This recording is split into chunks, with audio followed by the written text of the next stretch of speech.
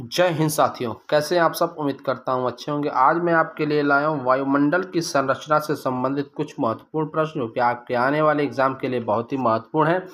तो आप इस वीडियो में बने रहिएगा लास्ट तक, और चैनल पर नए हैं तो चैनल को सब्सक्राइब, लाइक, शेयर जरूर करिएगा और बताइएगा कि ये प्रश्न आपको कैसा लगा। तो चलिए स्टार्ट करते हैं, देखते हैं क्वेश्चन क्या क्या बन सकते हैं। क्वेश्चन है दोस्तों, पृथ्वी को चारों ओर से घेरे हुए वायु के विस्तृत फैलाव को क्या कहते हैं? तो वायुमंडल कहते हैं। वायुमंडल की ऊपरी परत के अध्ययन को क्या कहा जाता है? तो वायुर्विज्ञान कहा जाता है। वायुमंडल के निचले स्तर पर किस प्रकार की गैस की प्रधानता रहती है? तो यहाँ पे दोस्तों ये क्वेश्चन है, वायुमंडल की निचली परत के अध्ययन को क्या कहा जाता है? तो ऋतु विज्ञान कहा जाता है। वायुमंडल के निचले स्तर में किसी प्रकार की गैस को क्या प्रधानता रहती है? प्रधानता रहती है भारी गैस की। आगे बढ़ते हैं। वायुमंडल के ऊपरी स्तर में किस प्रकार की गैस की प्रधानता रहती है? तो हल्की गैसों की रहती है। वायुमंडल का सर्वाधिक अस्थायी तत्व है जल वाष्प। वायुमंडल में कौन सी गैस सर्वाधिक मात्रा में है? नाइट्रोजन, करीब 78%। वायुमंडल में सर्वाधिक मात्रा में विद्यमान अक्रिय गैस कौन सी है? ऑर्गन है दोस्तों। वायुमंडल में सबसे कम अक्रिय गैस कौन सी है? रेडान। आगे बढ़ते हैं।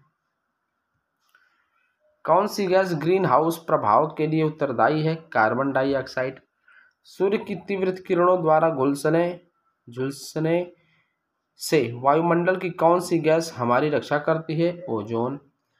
भूपृष्ठ से परावर्तित अवरक्त विकिरण के अवशोषण द्वारा भू वायुमंडल के तापमान में वृद्धि की प्रक्रिया क्या कहलाती है? ग्रीन हाउस प्रभाव कहलाती है। वायुमंडल में नाइट्रोजन की प्रतिशतता कितनी है? 78%। आगे बढ़ते हैं क्वेश्चन है, पृथ्वी के धरातल से ऊपरी की ओर वायुमंडल के विभिन्न स्तर कौन कौन सी है? तो क्षोभ मंडल, समताप मंडल, मध्य मंडल एवं आयन मंडल। क्षोभ मंडल की धरातल से औसत ऊंचाई लगभग कितनी है? तो 12 किलोमीटर है।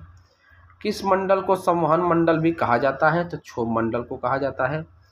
बादलों का निर्माण किस मंडल में होता है? तो क्षोभ मंडल में होता है। पृथ्वी के वायुमंडल का सर्वाधिक घनत्व कहाँ पर होता है? तो क्षोभ मंडल में होता है दोस्तों। आगे बढ़ते हैं। वायुमंडल में दैनिक मौसम परिवर्तन किसके कारण होते हैं? तो क्षोभ मंडल के कारण होते हैं। क्षोभ मंडल में तापमान ऊंचाई के साथ घटता है। मेघ गर्जन वायुमंडल के किस परत में होता है? तो क्षोभ मंडल में होता है। क्षोभ मंडल एवं समताप मंडल के बीच स्थित संक्रमण क्षेत्र को क्या कहा जाता है? तो क्षोभ मंडल कहा जाता है। क्षोभ मंडल के ऊपर कौन सा मंडल स्थित है? तो समताप मंडल है, याद रखिएगा दोस्तों। वायुमंडल की किस सतह में तापमान में बहुत अधिक उतार चढ़ाव नहीं होता है? तो समताप मंडल में। ओजोन परत अवस्थित है? तो समताप मंडल में। सूर्य की परावैंगनी किरणों को कौन सी वातावरणीय परत अवशोषित कर लेती है? तो ओजोन परत, ओजोन मंडल। ये क्वेश्चन बहुत बार पूछा जा चुका है, याद रखिएगा। सुपरसोनिक विमानों की उड़ान के लिए सर्वाधिक सुविधाजनक वायुमंडलीय परत है? समताप मंडल में उड़ते हैं सुपरसोनिक विमान कहाँ उड़ते हैं दोस्तों? समताप मंडल में उड़ते हैं। आगे बढ़ते हैं। समताप मंडल का विस्तार कितने किलोमीटर की ऊंचाई तक पाया जाता है? तो 18 से 32 किलोमीटर। किस मंडल में धूल कण और जलवाष्प की मात्रा कम होती है? तो समताप मंडल में होती है। दीर्घ रेडियो तरंगे पृथ्वी की किस सतह से परावर्तित होती हैं? तो आयन मंडल से। आगे बढ़ते हैं क्वेश्चन है, संचार उपग्रह किस वायुमंडल स्तर में स्थित होते हैं? तो आयन मंडल में। वायुमंडल में ओजोन स्तर की अवक्षय का कारण कौन सा रसायन है? तो क्लोरोफ्लोरोकार्बन, CFC। रेडियो की लघु तरंगे आयन मंडल की किस परत से परावर्तित होकर धरातल पर आती हैं? तो F परत। वायुमंडल के किस भाग में जलवाष्प की कुल मात्रा का 90% भाग विद्यमान रहता है? तो क्षोभ मंडल में। वायुमंडल के किस परत के रसायन मंडल कहते हैं? ओजोन मंडल को।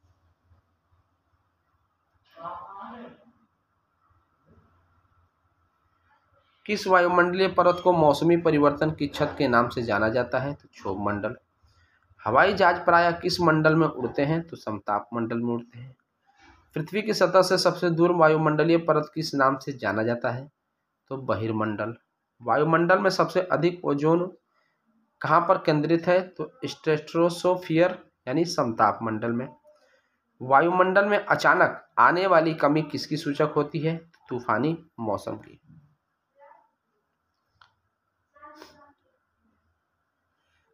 ग्लोब पर दाब कटिबंधों की संख्या है 7। वायु दाब को किसमें मापा जाता है? तो मिलीबार में मापा जाता है। समुद्र तल पर औसत वायु दाब कितना होता है? तो 1013.25 मिलीबार होता है। सामान्य वायु दाब कहाँ पर पाया जाता है? तो सागर तल पर पाया जाता है। वायु दाब के घटने बढ़ने की क्रिया को क्या कहते हैं? तो वायु दाब उच्चावचन कहते हैं। वायुदाब प्रायः सर्वाधिक होता है जब वायु होती है ठंडी तथा शुष्क। आगे बढ़ते हैं क्वेश्चन में।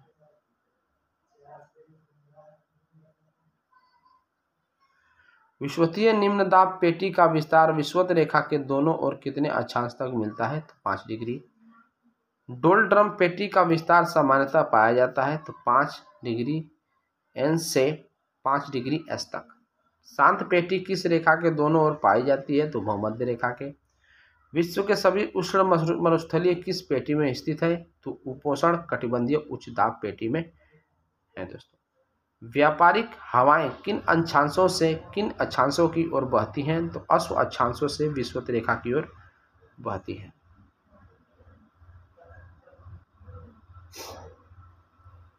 उच्च दाब क्षेत्र में भूमध्य सागर की ओर चलने वाली पवनें होती हैं व्यापारिक पवनें। व्यापारिक पवनें होती हैं नियमित व स्थिर।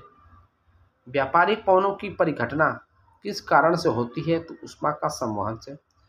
पूरे वर्ष एक दिशा में प्रवाहित होने वाली पवनें क्या कहलाती हैं? प्रचलित या अस्थायी सनातनी पवन। व्यापारिक पवनें कहाँ से चलती हैं? तो विषुवतीय निम्न दाब से चलती हैं। डोलड्रम क्या है? उष्णकटिबंधीय पवन पट्टी है। समुद्री समीर बहती है दिन के समय। आगे बढ़ते हैं। सहारा रेगिस्तान में शुष्क पवन हरमट्टन उड़ती है पूर्व से पश्चिम की ओर। वे नियमित हवाएं जो कि गरजता चालीसा, प्रचंड पचासा तथा चीखता साठा के उपनाम से जानी जाती है। किस प्रकार की पवनें हैं? किस प्रकार की हवाएं हैं? तो पछुआ। आगे बढ़ते हैं। गरजती चालीसा, प्रचंड पचासा एवं चीखता साठा क्या है? दक्षिणी गोलार्ध में पश्चिमी पवनें। दक्षिणी गोलार्ध में 40 डिग्री अंशांश के पास चलने वाली तेज हवा क्या कहलाती है? तो गरजता या दहाड़ता चालीसा। 50 डिग्री दक्षिणी अक्षांश पर चलने वाली तेज हवा का क्या कहलाती है? तो भयंकर पचासा या प्रचंड पचासा।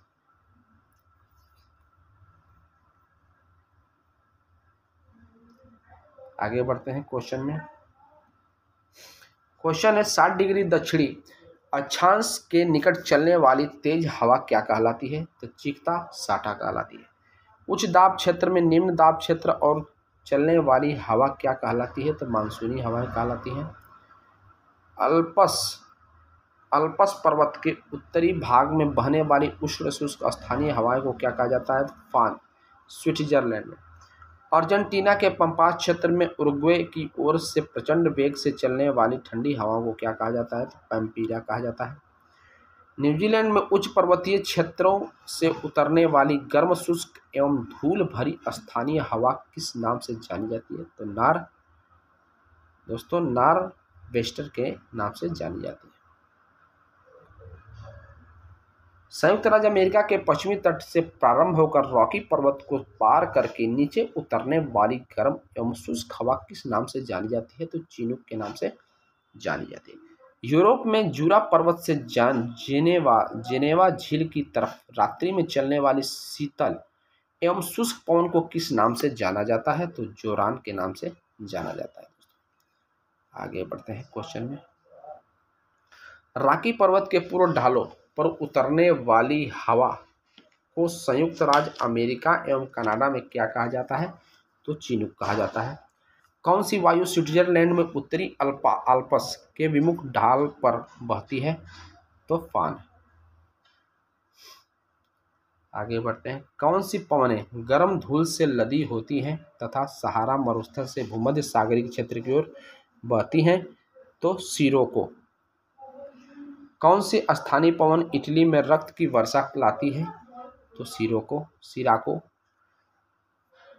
कौन सी पवन हिमबख्शी के नाम से जानी जाती है? तो चिनूक। कौन सी स्थानीय पवन को डॉक्टर वायु भी कहा जाता है? तो हरमट्टन। कौन सी गर्म स्थानीय पवन कैलिफोर्निया में फल के बगीचों को काफी नुकसान पहुंचाती है? सांताना। कौन सी स्थानीय पवन अफ्रीका में गिनी तट के लोगों को आर्द्र मौसम में राहत प्रदान करती है? तो हरीमट्टन। कौन सी स्थानीय पवन मध्य यूरोप के पर्वतीय क्षेत्र में यूगोस्लाविया के एड्रियाटिक तट की ओर प्रभावित होती है? तो बोरा आपका राइट आंसर हो जाएगा।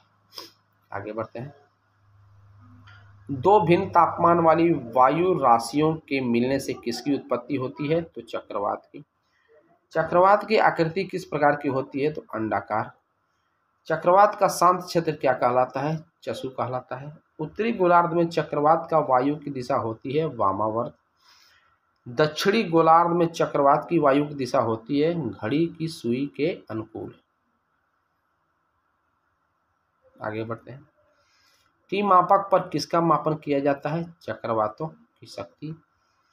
फिलीपींस, जापान तथा चीन सागर में जो उष्णकटिबंधीय चक्रवाती तूफान आते हैं उन्हें क्या कहा जाता है? टाइफून।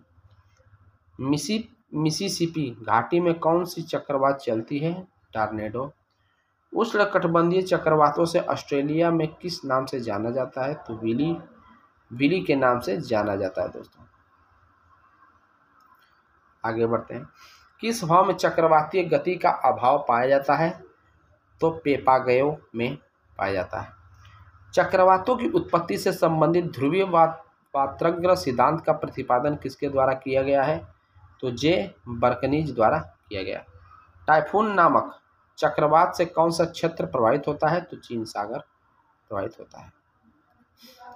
उच्च दबाव वाली हवाएं जो केंद्र से बाहर की ओर चलती हैं क्या कहलाती हैं? तो प्रति चक्रवात कहलाती है दोस्तों। आगे बढ़ते हैं क्वेश्चन में। क्वेश्चन क्या कह रहा है दोस्तों? प्रति चक्रवात में वायुदाब कहाँ अधिक होता है? केंद्र में होता है। प्रति चक्रवात किस क्षेत्र में कम उत्पन्न होते हैं? भूमध्य रेखीय क्षेत्र में होते हैं। प्रति चक्रवात किस क्षेत्र में अधिक उत्पन्न होती है? तो उपोष्ण कटिबंधीय उच्च दाब क्षेत्र में होती है। प्रति चक्रवात की आकृति सामान्यतः किस प्रकार की होती है? गोलाकार होती है। फ्रंटल वर्षा होती है चक्रवातीय गतिविधि के कारण। कौन सा चक्रवात सर्वाधिक विनाशकारी होता है? टॉर्नेडो। टॉर्नेडो क्या है दोस्तों? एक अति निम्न दाब केंद्र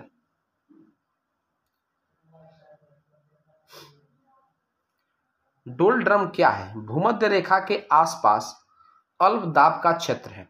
मोती का माता किसे कहा जाता है? तो पच्छाद मेघ को कहा जाता है। कौन सा मेघ अत्यधिक वर्षा के लिए प्रख्यात है? वर्षा स्तरी। ओक्टास मापनी का प्रयोग किसके मापने के लिए किया जाता है? तो मेघाच्छादन की मात्रा को। आगे बढ़ते हैं। नेफोमीटर से किसका मापन किया जाता है? बादलों की दिशा एवं गति को। वायुमंडल में कौन सा मेघ सर्वाधिक ऊंचाई पर निर्मित है? पच्छाद मेघ। रेशेदार दिखाई देने वाले मेघ को क्या कहते हैं? पच्छाद। किस मेघ का शीर्ष गोभी के फूल के समान प्रतीत होता है? तो कपासी मेघ। विषुवतीय प्रदेश में सामान्यतः कौन सा मेघ देखने को मिलता है? कपासी मेघ देखने को मिलता है। तड़ित झंझा एवं मूसलाधार वर्षा किस मेघ की विशेषता है? कपासी वर्षा मेघ की। कौन सा मेघ सूर्य एवं चंद्रमा के चारों ओर प्रभा मंडल का निर्माण करता है? तो पच्छाद स्तरी। किस कारण रेगिस्तानों में बादल बरसते हैं? निम्न आर्द्रता के कारण। भूमध्य रेखीय प्रदेश में किस प्रकार की वर्षा होती है? तो संवहनीय वर्षा होती है। शीतोष्ण कटिबंधीय क्षेत्रों में सामान्यतः किस प्रकार की वर्षा होती है? तो चक्रवातीय वर्षा होती है। पवन विमुख ढालों की अपेक्षा पवनाभिमुख ढालों पर दृष्टि अधिक है, यह किस वर्षा की विशेषता है? तो पर्वतकृत। किस क्षेत्र में जाड़े की ऋतु में ही वर्षा होती है? तो भूमध्य सागरीय क्षेत्र में। किस क्षेत्र में सालों भर वर्षा होती है? तो भूमध्य रेखीय क्षेत्र में होती है। समान वर्षा की मात्रा वाले स्थानों को मिलाने वाली रेखा को क्या कहा जाता है? तो आइसोहाइट कहा जाता है। किस प्रकार की वर्षा बिजली की चमक एवं बादलों की गरज के साथ होती है? तो संवहनीय वर्षा। विश्व में अधिकांश वर्षा किस रूप में होती है? तो पर्वतीय वर्षा में होती है। विश्व में सर्वाधिक वर्षा कहाँ होती है? तो मानसीनराम मेघालय में होती है। कृत्रिम वर्षा में किसका प्रयोग किया जाता है? तो सिल्वर आयोडाइड का किया जाता है दोस्तों कृत्रिम वर्षा के लिए। विश्व का सर्वाधिक शुष्क स्थल है अटाकामा। वृष्टि छाया प्रदेश किसे कहते हैं? तो पर्वतों के पवनाभिमुख ढाल को। रेगिस्तान में बादल अवक्षेप होकर क्यों नहीं बरसते? कम आर्द्रता के कारण। लास्ट क्वेश्चन है, विश्व में वार्षिक वर्षा का औसतन कितना है? 100 सेमी। वीडियो आपको अच्छा लगे दोस्तों तो लाइक और सब्सक्राइब जरूर करिएगा। आपका बहुत बहुत धन्यवाद।